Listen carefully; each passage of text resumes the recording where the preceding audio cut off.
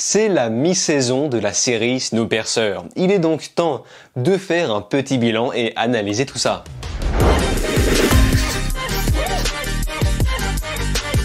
Salut à tous, c'est Vince alias Samir Game et non, je ne fais pas de vidéos toutes les semaines consacrées à cette série, à l'encontre de Westworld qui lui propose une richesse infinie dans la structure du développement de son scénario, mais cela n'empêche que Snowpiercer propose quand même pas mal de petites choses intéressantes. Mais forcément, j'ai beaucoup de vidéos à faire, pas mal de sujets à élaborer. J'ai vu des gens me proposer des sujets, mais malheureusement, je ne peux pas parler de tout. Mais le fait est qu'on arrive au 5e épisode, donc à la moitié de la première saison de la série Snowpiercer, me motive suffisamment pour parler à nouveau de cette série. Et je remercie d'avance le petit public qui me suit concernant cette série. Donc, comme d'habitude, je vous redirige sur mes précédentes vidéos, la première où je critique de manière plus globale la série et la seconde consacrée à l'épisode 3. Avant d'entamer l'épisode 5, je vais résumer rapidement ce qu'il s'est passé dans l'épisode 4. Alors, Nikki meurt tué par Eric, le meurtrier de Sean Weiss. Et je rappelle que Sean Weiss était apparemment un informateur de Wilford, ou plutôt Melanie Cavill. Et apparemment, ce meurtre a été ordonné par la jeune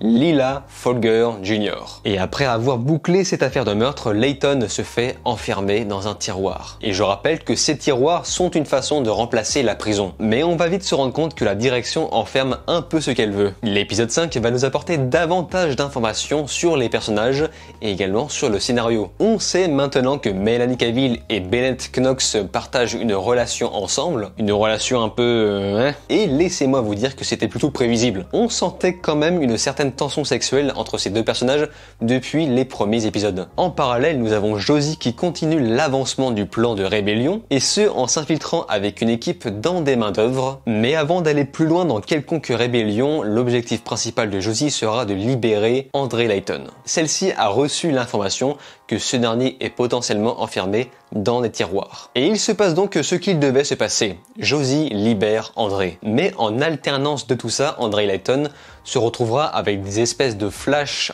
pendant son sommeil, des flashbacks qui introduisent des souvenirs centrés sur le cannibalisme. Évidemment, cannibalisme dans l'arrière du train. Et oui, le cannibalisme était déjà un sujet évoqué lors du film, donc il est normal de retrouver ça dans cette série. Cette série qui, je trouve, se permet beaucoup plus de liberté en termes de gore, en termes de noirceur. Et pendant tout ce joyeux bordel, la jeune Folger sera donc jugée lors d'un procès organisé par Melanie Cavill. Donc dans ce procès va se former une petite embrouille, le fait d'insérer une personne de 3e classe dans un procès réservé dans les premières et secondes classes. Ça va faire du bruit car forcément les 3e classes ne sont pas les plus pauvres sans papier à l'arrière du train, mais quand même, c'est quand même la classe très moyenne. Il est très facile de créer une révolution à partir de ce procès, et c'est plus ou moins ce qui est sur le point d'arriver lors de ce même procès. Et ce dernier finit plus ou moins par partir en vrille à cause du témoignage de LG, et ce en révélant des rumeurs qu'on ne voulait pas entendre. Sean Weiss était un informateur de Wilford, ou du moins de Melanie Cavill. Et les personnes aux commandes de ce train ne sont que des fantômes, Wilford n'existe pas. Enfin du moins pas ici. Après tout ce remue-ménage, LG est jugé coupable à l'unanimité, mais un faux message de Wilford commue sa peine, soi-disant dû à son jeune âge, alors que dans le même épisode, on peut voir des enfants enfermés dans des tiroirs. Bon, je vous cache pas que je n'ai pas très bien compris ce passage avec l'œil un peu dégueulasse, hormis sans doute ajouter un peu de satire. Bien, maintenant on va pouvoir passer à la partie intéressante. En regardant cet épisode, je me suis forgé une hypothèse. Alors ça ne tient que de moi, mais je suis sûr à 99% de ce que je vais dire. Je pense que Wilford, actuellement dans cette série, est enfermé dans un tiroir. Peut-être que Melanie l'a enfermé car elle le jugeait trop dangereux, Melanie et ses autres complices bien évidemment. Je ne pense pas que cette femme soit si extrémiste que ça. Elle a certes enfermé Layton, mais juste pour éviter peut-être une révolution de trop. Elle avait sans doute, ou ils avaient sans doute, une très bonne raison de l'enfermer dans un tiroir. Il y a certains dialogues qui balancent des espèces d'indices aussi gros qu'un tank concernant cette théorie. Maybe Sean found out that the drawers are experimental. Maybe he told her about the list. Well, that changes the calculus, doesn't it?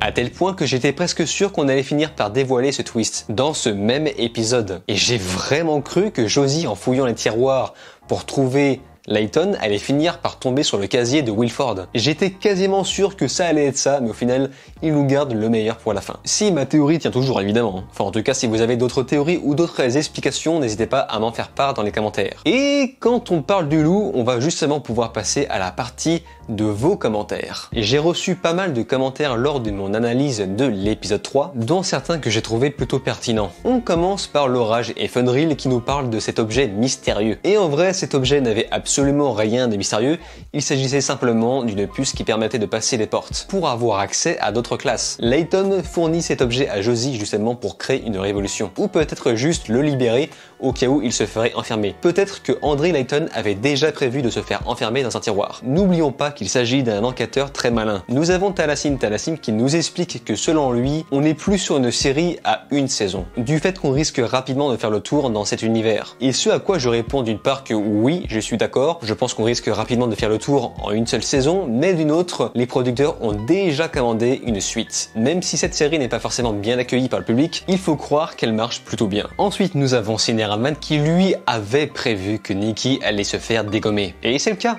Elle est passée à la casserole en beauté. Selon lui, Wilford a réellement existé et ce à quoi je réponds que oui, on en revient à ma théorie du fait qu'il soit enfermé dans un tiroir. Nous avons ensuite Neanderthalensis qui lui s'attendait à quelque chose de beaucoup plus sombre pour la série. Dans son commentaire, il précisait qu'il était un peu déçu qu'on n'entame pas plus que ça le sujet du cannibalisme et dans cet épisode 5, on peut voir, comme je le disais, le cannibalisme prendre jour. Et visiblement, alors je ne sais pas si c'est une ancienne pratique qu'ils ont créé une espèce de loi à l'arrière du train pour éviter que ça se reproduise, avec la fameuse phrase plus jamais et qu'ils mangent quand même un morceau de cœur, c'est un peu bizarre. Mais dans tous les cas, oui, la série aborde quand même ce sujet et j'espère qu'ils vont aller encore plus loin. Ensuite, pour finir, nous avons Motoneurone qui pense que la série est un spin-off. La série se déroule 7 ans après le démarrage du train, tandis que le film se déroule 19 ans après le départ. Ensuite, il mentionne que le générique nous apprend plus ou moins comment fonctionne le train. Par exemple, la rotation autour du monde de 133 jours, soit 2,7 révolutions par an. Et c'est vrai qu'il s'agit de faire pause sur chaque image du générique pour en apprendre davantage. Concernant cette série, je trouve la réalisation toujours aussi peu terrible. C'est vraiment très plat, très plan-plan, et je pense qu'ils ont beaucoup plus misé sur le premier épisode, et peut-être qu'ils en feront autant dans le dernier épisode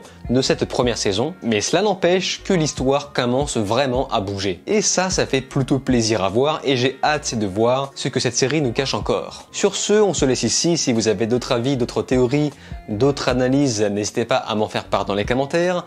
En attendant, je vous invite simplement à vous abonner à ma chaîne, cliquer sur la cloche, liker, partager et de regarder mes autres vidéos. Je vous dis alors ciao et à la prochaine.